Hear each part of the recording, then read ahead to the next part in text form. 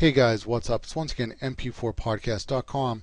I saw this video by Chris Perillo about tech reviewing, and there's a lot of things I see in the tech community about people making really botched, bad tech reviews. And Chris Perillo is guilty of it. I'm guilty of it. I pretty much review iPhone and Android apps, and I made mistakes myself. However, I do remember a news reporter telling me that news reporters have about a couple of hours to become experts on a topic before they get ready for the 12 o'clock news or the 6 o'clock news or whatever, and then they go on to their next subjects and they have to get things done. And one of the problems I find with Android devices, which are so annoying as hell, is that you can actually install an application on an Android phone and it can pretty much brick your phone. Give you an example. I installed a Wi-Fi shortcut on my Droid X, and it pretty much was bricking it. I mean, I had to reboot it to get it to work and whatever. Found out it was the Wi-Fi shortcut, and I had to uninstall it, and it was fine. Android OS is like Windows. I mean, come on, it's really annoying. You have to find all the applications, uninstall iOS, you hold it down, boom, X pops up, and delete it. It's gone. Also, with Android OS, it has a folder in the OS that can only handle 150 megs of system files. That means if you install like a video game that's 300 megs, maybe the system will need 5 megs. I don't know, maybe it's 10, whatever. Let's say 5 megs just for example. That 5 megs, you get down to 45 megs now of system files. So on an Android device, you pretty much can install up to 200 megs. Most people probably don't even need that much, to tell you the truth. But I mean, still, it should still be talked about. People should know about it, and very few people really know about. I mean, some of the really hardcore Android users do know about it. And the more apps you do install on your phone, the slower it gets. I mean, it really starts to get slow. I have a 64 gig iPod Touch, and I filled up the 64 gigs where I could not install anything else, and it still runs great. I mean, I was still running it. I wiped it because I jailbroke my phone to 4.2, but when I was on 4.1, it was full. I had no problems. Can't do that on Android, and that's why you don't see 64 gigs. All these, I mean, the only thing you can do with Android devices is install music and movie files, and take pictures and videos. That's all the extra memory is really for. You really don't even need it. Let me give you another example of tech reviewing where I kind of get a little upset. Chris has reviewed the Kodak Zi8. It has it's the best pocket cam of all time. Well, yeah, at some points I could kind of see somebody saying that. However, the Kodak Zi8 has a huge flaw. It has a buzzing sound with the mic. I even think Chris's Zi8 has that buzzing audio sound. It's like a kind of a buzzing or a ticking sound, and Kodak actually released a firmware to address that issue. And it really doesn't get rid of the problem, it just tries to hide that problem so you don't hear it as much. And that's really an annoying feature.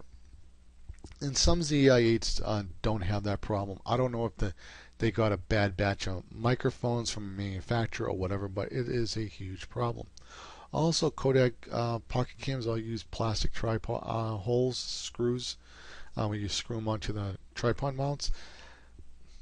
I really can't give any camcorder that uses plastic the best. I mean, that's kind of, I don't know. I've seen other people on YouTube complain about, they're broken now. I mean, they can't connect them to tripods anymore. Also, the Kodak Zi8, the files from there, the MOVs or the MP4 files or whatever, the QuickTime, don't work too well with Windows editing software. I'm not talking about Windows movie editing software. I'm talking about Sony Vegas. Now, Sony Vegas does support QuickTime and their files, the MOVs, the MP4s, the 3GP or GP files, and all this other stuff. But it doesn't support the Kodak Zi8 MOV or MP4 files, whatever they are, because Kodak screwed up on the Kodak, and it's not really an official, standard of what QuickTime is, and it's a little bit off. But iMovie can read it and QuickTime can read it. There are a couple of smaller applications that can read the Kodak Zi8 files. I think one of them is called Magic Editor or something like that. I'll leave the information in the description box. Excuse me, I'm going to sneeze. Another problem I find with tech reviewers is sometimes they get a really nice toy and they review it and they're like, let me give you an example. Soldier Knows Best. I'm not trying to pick on him, but he's not a cinematographer. He's a tech reviewer, but at the same time, I don't necessarily take a tech reviewer's review as serious as I would take somebody who's a cinematographer,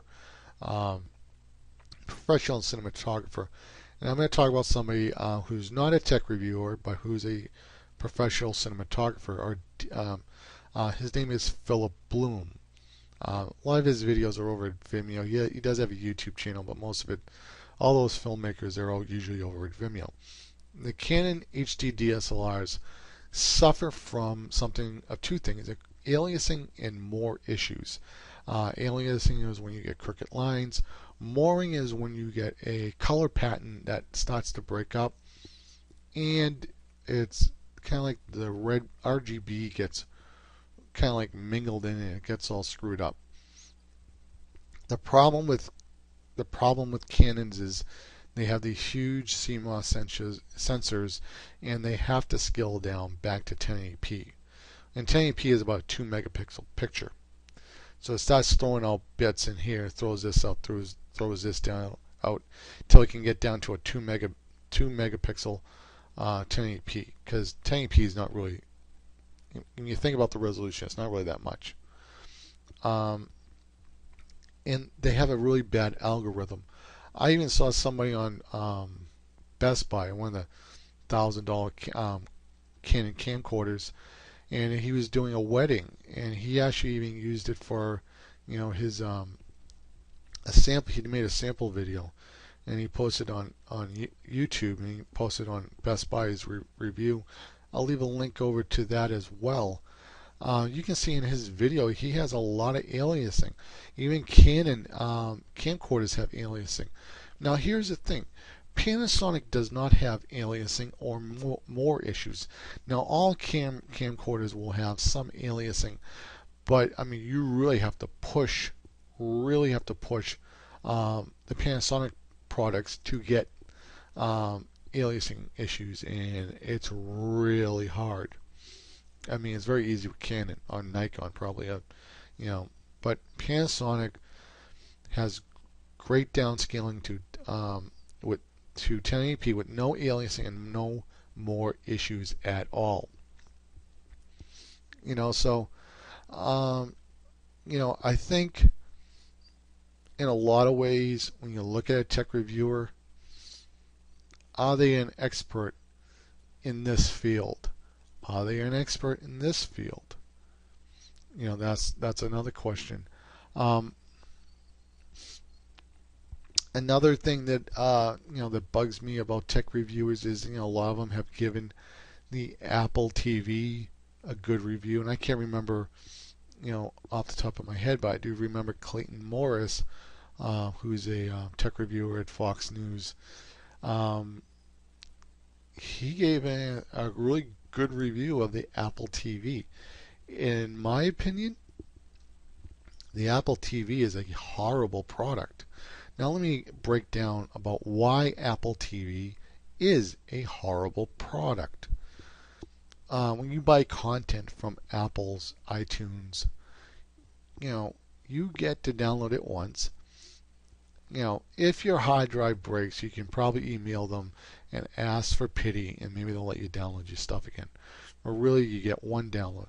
That means I have to buy my own, DVD, blank DVDs or external hard drives and back up my own content. If I'm going to back up my own content, why don't I just buy the real thing and I don't have to bother with backing up? I mean, I'd rather just buy the Blu-ray. So you get all these people who review Apple TV who are, diehard Apple fans, and they, I don't want to fill up my hard drive space with, iTunes content. I don't have the space for it. I don't want to deal with it. So what do? I buy an Roku box from Amazon.com. If I need to buy a TV show, I buy it from Amazon on demand.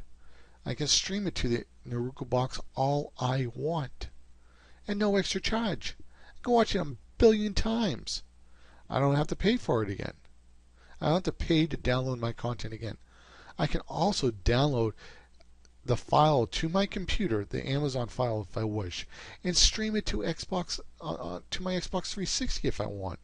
I have an Xbox 360 in my bedroom, and I have a laptop. I can stream it to my Xbox 360 on my HD TV in my bedroom. Watch my Amazon content that way. My living room, I have a Roku box. I can stream it over there. I also have Play On, so I can still stream it to Amazon to PS3 or Xbox, but I can only do that in standard def. So I think in a lot of ways, tech reviewers get things wrong because they're not experts in a specific field. And I think one of the reasons why I probably started to really catch on to Android not being as good as iOS is because I review pretty much only applications.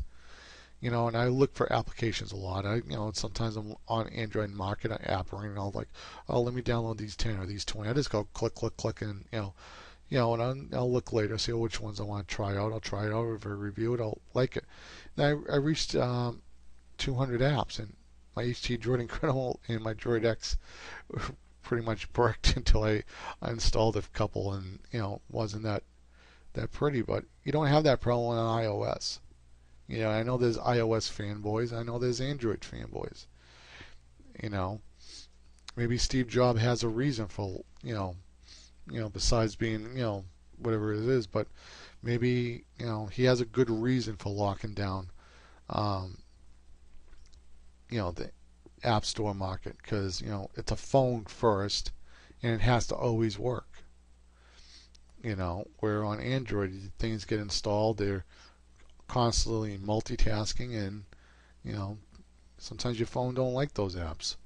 I've never had that problem with iOS. So his whole other thing about charging, whatever, he wants to charge newspapers or whatever, and there's people saying, well, they'll have to do that with Netflix. So I don't know, whatever. But my opinion, Android's not that good. My opinion, Canon HDSLRs are not that good unless you really know how to use them. Now keep in mind, when Soldier Knows Best does review a tech product, he's not really running into those problems where he's going to run into aliasing and more issues. Those are more maybe issues you're probably going to run into if you're a cinematographer doing all types of different shots. So take that in mind. A lot of people like John Forlakers, who are always a phone arena or a phone dog.